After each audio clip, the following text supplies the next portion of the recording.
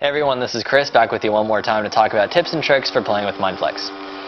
One of the main things people ask us about is how to get the ball to actually go up and down.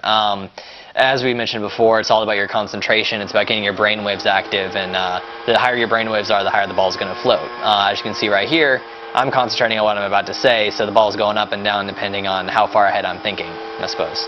So if I start to stumble, I guess you can tell by the ball how bad I'm doing.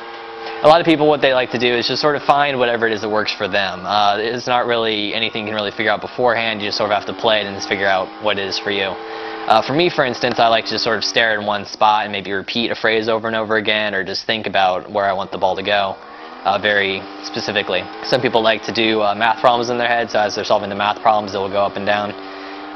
Some other people also we've had tried figuring out, sort of searching their memory banks for things like, you know, what your grandmother got you for Christmas last year, or just other miscellaneous things like that. Getting it to go down, though, seems to be even more of a challenge than getting it to go up. What people like to do for that, it really varies a lot. I'd say that's even more nuanced than trying to figure out how to get to float for you. You have to just figure it out for yourself. For me, what I'll tend to do is if I'm doing that thing where I stare in one spot and think really hard, I'll sort of look away and just sort of, you know, think about something else, think about sporadic things like, hey, what's that writing on the camera there, or what's, obviously it's not working because I'm thinking kind of hard. That's the thing too, you can't think very hard about it. The minute you start concentrating on how to get to go down, your concentration's going up and the ball just goes up. So you have to sort of figure out how to just sort of clear your mind and relax it. For some people, it's just closing their eyes and breathing really deeply. For some people, like myself, it's just getting distracted. You really just have to figure out what works for you. A couple other things that we run into, just a couple of little tricks for setting up the board. When you're playing the Chase the Lights game, you have to go back and forth across the circle. There's a little spot here, the calibration spot, and that's got a wide enough gap where the fan can't keep the ball aloft, and so it'll fall off. So what you want to do is set up the teeter-totter on that spot in the center. You're just going to drop the ball on it and then bring it over and get the ball to keep going around the circle.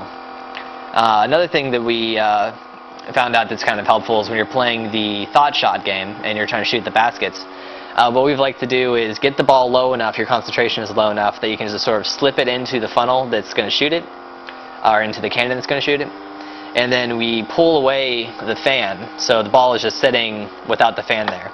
And then we concentrate really hard and get it revved up, and then we move the fan back underneath the ball, and then it's still revved up and it'll just shoot across. And so that's a good way to keep it from just sort of halfway going and then falling out.